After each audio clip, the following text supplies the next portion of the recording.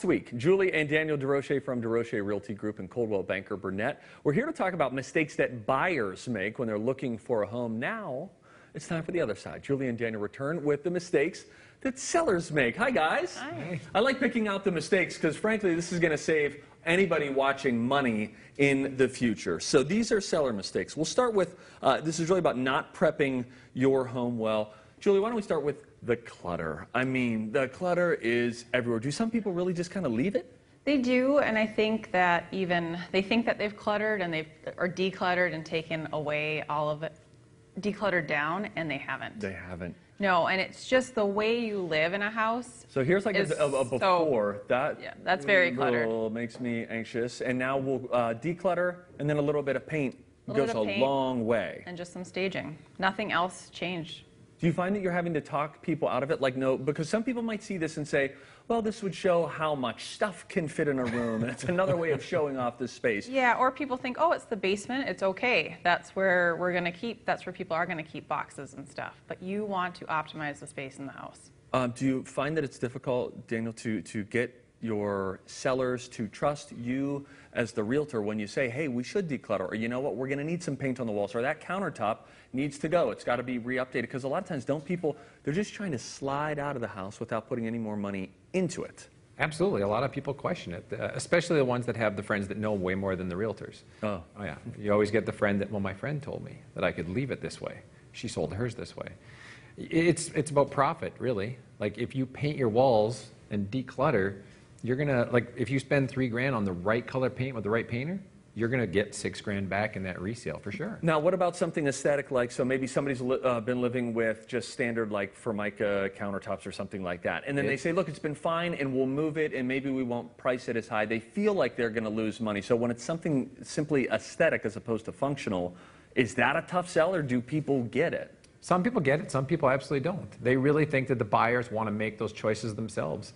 And the reality is, the buyers, if given the choice, if they, building a new house, yeah, they go into the model, they get to pick all the colors. It's different. When they walk into an existing home and they're comparing it to other existing homes, it's about falling in love. And if they don't fall in love, they're not buying your house. I equate it to dating all the time. If you go on that first date and you don't fall in love on the first date, you're not going for a second date. Okay, great. This is giving me anxiety. Well, you asked us about marriage advice last time. Now, look, this is everybody's closet. This is what your closet looks like when you live there. Maybe it was clean and organized at one point. Just making a difference, even in a closet where people expect a mess, that makes a difference when you're selling your home? Yeah, because when you open up a closet and it's messy, people think, gosh, there's not enough storage in this house. Yeah. I would think that there could be a backwards way of thinking about that, where if you have all your stuff, and a lot of us have over-cramped closets, right? Everything is in there. You might think, look, this is able to house all this stuff, but buyers want to feel the minimalist trend. Are you sensing this? Yeah, and they don't want to be overwhelmed. I think it's overwhelming to open up a closet that is packed full of stuff. The skis and tennis rackets fall out. It's no good. Okay, now we also like to keep messes in the garage.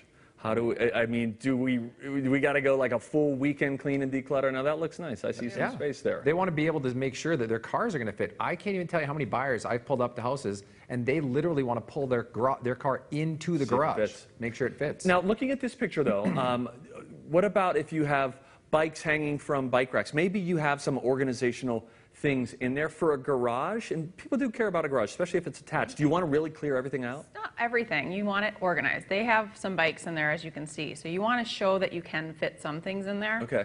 But, a lot of people will ask, well, we're just going to box everything up and we're going to put it out in the garage.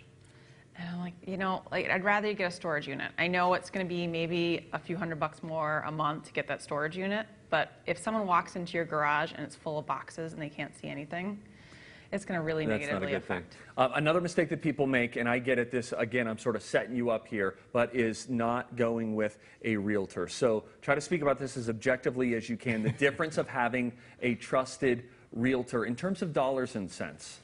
Absolutely. Again, it is hard to speak objectively when it's what we do, but I genuinely believe in it. I really do. If you hire the right realtor that does the proper marketing, gives you the proper advice, like, we talk about staging and preparation. There's realtors that don't give proper staging preparation advice. We see it all the time.